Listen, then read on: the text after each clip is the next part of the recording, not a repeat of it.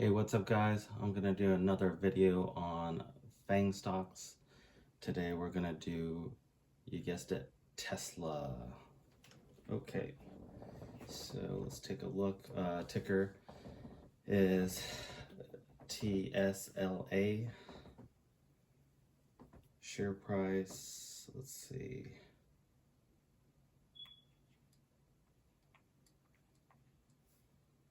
It's about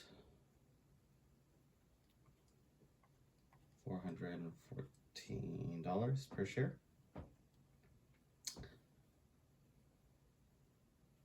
What is the dividend? You guessed it, 0. So, not surprising, most tech stocks are pretty much considered growth stocks, so their dividend is either very minimal or frequently also 0 dividend, meaning they don't return any of the profit to the shareholder. Any profit they have, they try to reinvest in the company in some way to make it grow. Okay, next is PE ratio.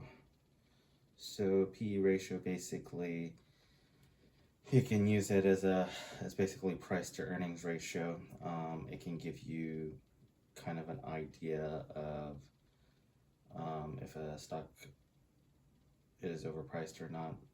So anything above 15 for PE ratio is considered probably a growth stock. Anything below 15 is probably considered a value stock. So anything, the higher the PE ratio, say above 15, could mean that the stock is overpriced or the company is overpriced, or it could just mean that it has a high potential to both for the company and the stock price to go up or grow, and people are willing to obviously buy in at that higher ratio because they have belief the company will have a positive outcome. Okay, so P ratio is for Tesla is pretty high, 113. So obviously way above 15. Most tech stocks have a pretty high P ratio. Most tech stocks are probably overpriced. Tesla for sure is. I do own Tesla, but I was pretty late to the party. I'll tell you why. Actually, I'll tell you why right after we go over the next one. So next one is EPS, is earnings per share. Let's see, earnings per share for Tesla is 4. So if EPS is negative, that means the company is not making any money. And for a long while, Tesla had a negative EPS. I personally wasn't a believer in the beginning, and I did not buy any Tesla until actually after the most recent stock split. So yeah, so that was the main reason I didn't buy Tesla till pretty late. Is I try not to buy any stocks that have 0 profit, and EPS was, I believe, is negative until actually Tesla joined the S&P 500. I'd have to look back to make sure, but I believe that's kind of when it skyrocketed, and then after it skyrocketed, the stock price skyrocketed. Eventually, Tesla had a stock split, so the price went down. So that's negative EPS. Tesla, I believe, always has had a pretty high PE ratio, so way overpriced. So that's another reason I never bought it till after the stock split. Okay, let's keep going here. Next one, sector. Okay, so this is an interesting one. So, I think everybody considers Tesla a tech stock, but technically, well, that's the question. What is it? What is Tesla? What kind of company is Tesla? Is it a tech company? Is it a car company? Technically, I believe it's classified as,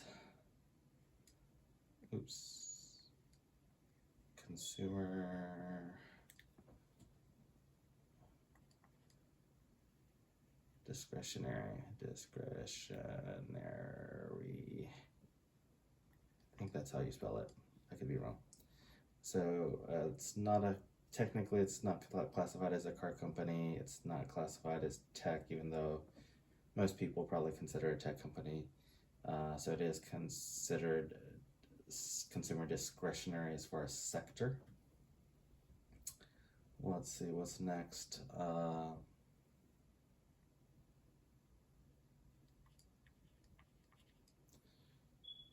Technical, oops.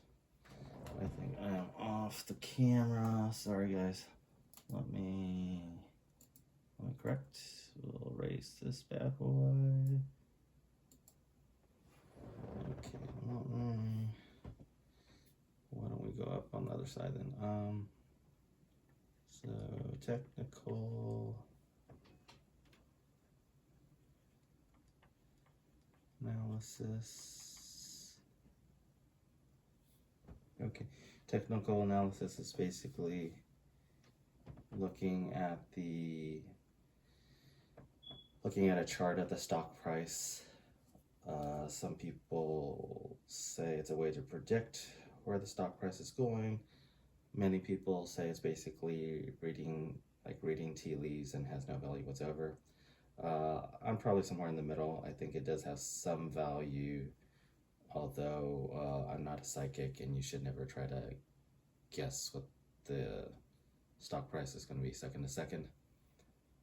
So overall, I would say technical analysis wise, looking at the chart, I would say probably up and to the right,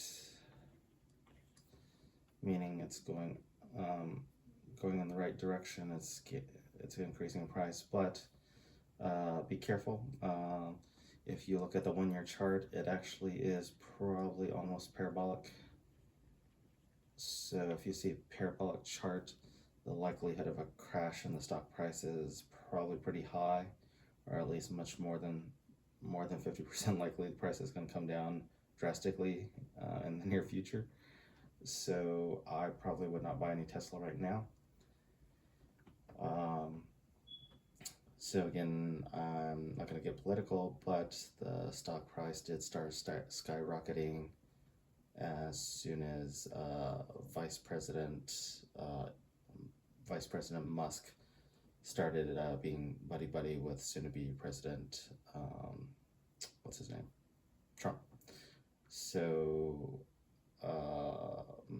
just recently, kind of the stock price of Tesla ran up crazy. So be careful. I probably would not buy any Tesla right now. Kind of see what it does in the next 3 months. But actually, interesting enough, if you look at the 10-year stock price, I don't even know if Tesla probably hasn't been around 10 years, or at least not public for 10 years. But if you look at a bigger window than just 1 year, you'll see surprisingly over 10 years you would think it's also parabolic, but it actually improved, I believe, after the stock split. The slope of the 10-year, or even let's say 5-year, actually got better after the stock split, I believe. And then I actually missed one. Let's go back and look at 52-week range. So the range is anywhere from $139 to $489. So pretty big range for 1 year. For 52-week range, anywhere from $139 to $489 is the high. So we're still pretty close to the high right now. We're at 414.